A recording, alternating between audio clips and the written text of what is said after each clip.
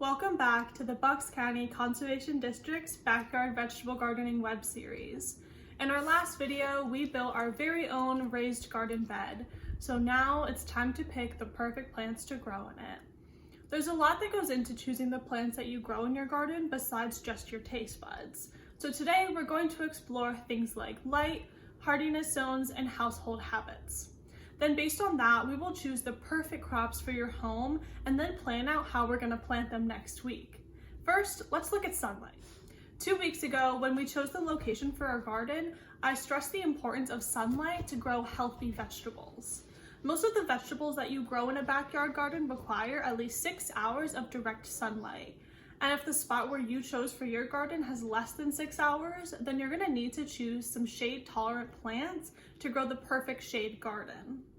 The most common shade-tolerant plants are leafy greens and root vegetables. Some of the best leafy greens to grow in a shade garden are arugula, spinach, kale, Swiss chard, and cabbage. And root vegetables are really great since the majority of their biomass is protected underground where the soil regulates the temperature and can protect it from the cold. Some amazing root vegetables are potatoes, beets, carrots, radishes, turnips. Some other really great vegetables you can grow in a shade garden include things like broccoli, cauliflower, and garlic. Even though you may be limited by the plants that you can choose, you can still grow a delicious and healthy garden in the shade as long as you choose the right plants. Next, we'll cover hardiness zones. The USDA developed this system to break regions of the United States down into categories based on their average annual minimum winter temperature. The system breaks down the United States in 26 different categories, each with a 5 Fahrenheit range.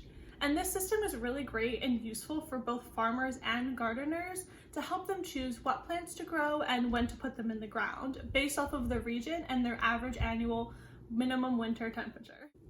Here you can see a hardiness zone map of the United States where the coldest zones in the north are in zones closer to 1A.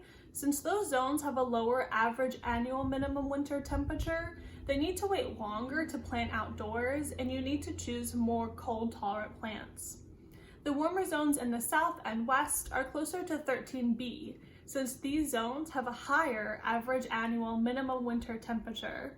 They basically have a growing season all year round and they can plant most crops. Next, we will look specifically at Pennsylvania.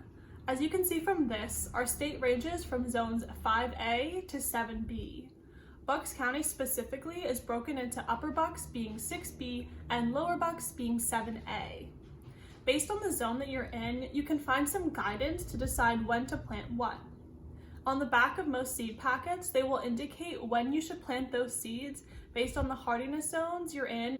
There are also general planting schedules you can follow, such as these two, which show when you should start seeds indoors, transplant outdoors, and harvest for a variety of vegetables based on your zone. Hardiness zones are a good basis for planting times, but they don't include important things like maximum temperature, rainfall, humidity, and other factors which have a really large impact on your crop. That's why it's so important to consider other factors in conjunction with your hardiness zone when choosing what plants to grow and when to grow them. Once you have a good understanding of your local climate and what would grow best at each time of year, it's time to finally pick the plants that you want to grow the most. It's so important to consider what you and your family eat the most of and only plant those crops. It's so tempting to pick the craziest vegetables with fun colors and flavors for your first garden, but this often leads to wasted yields come harvest time. There's nothing worse than seeing vegetables that you worked so hard on growing for months just rot away on your countertop. That's why it's so important to only grow crops that you know you will eat a lot of for a long period of time and that can be preserved easily.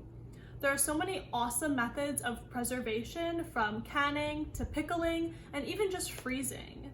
These considerations are so important in order to prevent food waste at the end of the season, but when in doubt, it's always just best to give your crops away to friends and family to prevent food waste. I also recommend planting some type of legume like beans, peas, or lentils. Legumes are extremely special plants that can utilize nitrogen in the air to grow.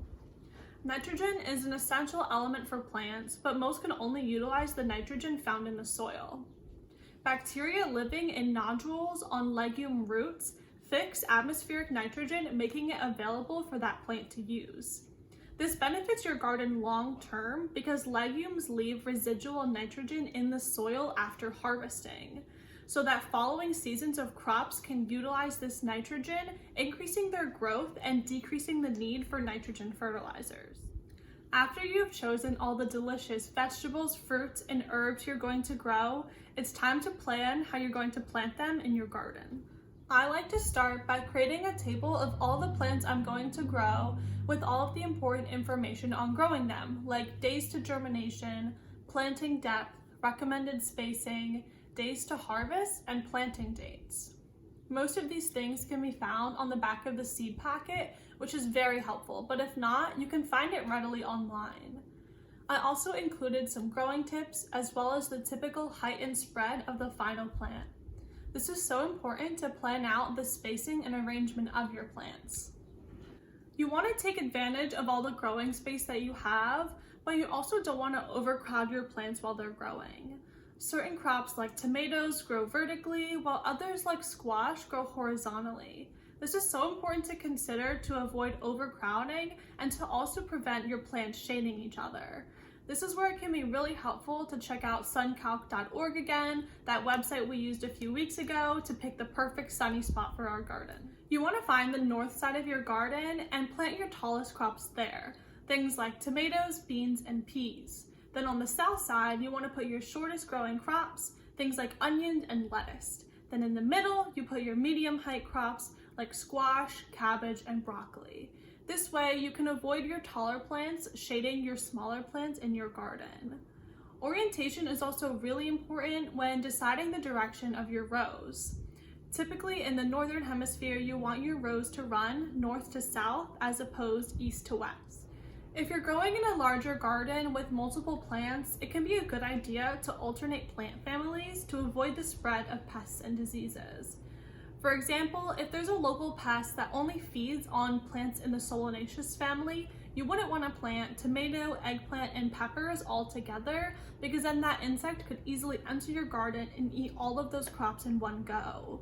To avoid this, you would want to alternate different crop families in between that. This is really only important if you have a really large garden with plants from multiple families where you're really concerned about pests. Lastly, there's companion planting. This is where plants benefit each other when they're growing close together. Some really great beneficial relationships can occur, such as structural support, like when peas grow up corn stalks, weed suppression when you combine upright and sprawling plants, and shade regulation, like tomatoes shading lettuce.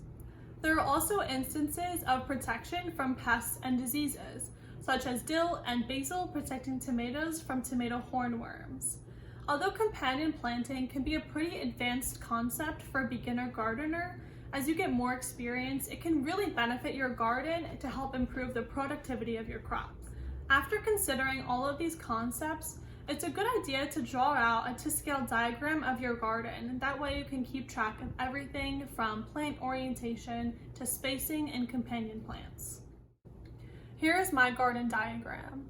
I kept it pretty simple, but there are a couple important things to point out. The first is orientation. I figured out where north, south, east, and west were in relation to my garden. I also included a nearby landmark, in this case my house, so I knew which way the diagram was facing. I kept my drawing to scale by making 1 inch on the diagram equal 1 foot in real life, which really helped me visualize plant spacing. I made sure to orientate my rows north to south, as I mentioned earlier, as well as put all my tall plants on the north side. For my garden, I'm going to build 3 trellises for peas and tomatoes, so I definitely want those on the north with my remaining 6 plants spread out towards the south. I'm going to make a video in the future on trellises showing you how to make a cheap DIY trellis, so look out for that one. Your diagram doesn't need to be fancy or detailed, just informative enough for you to feel prepared to plant, as well as keep track of what plants are where once they're in the ground. It may seem a little overwhelming, but considering all these factors and making the best decisions now will save you so much time and trouble in the long run in your garden. But despite that, you don't need to do everything perfectly. Plants are extremely resilient and they will still survive even if you don't put them in the perfect spot with their perfect companion. Now that you have chosen all your plants and decided the best arrangement for them, we can get ready to grow. Next week, we're going to go over starting seeds indoors, transplanting them outside, and fertilizing. Thank you so much for listening, and I can't wait to see you next week.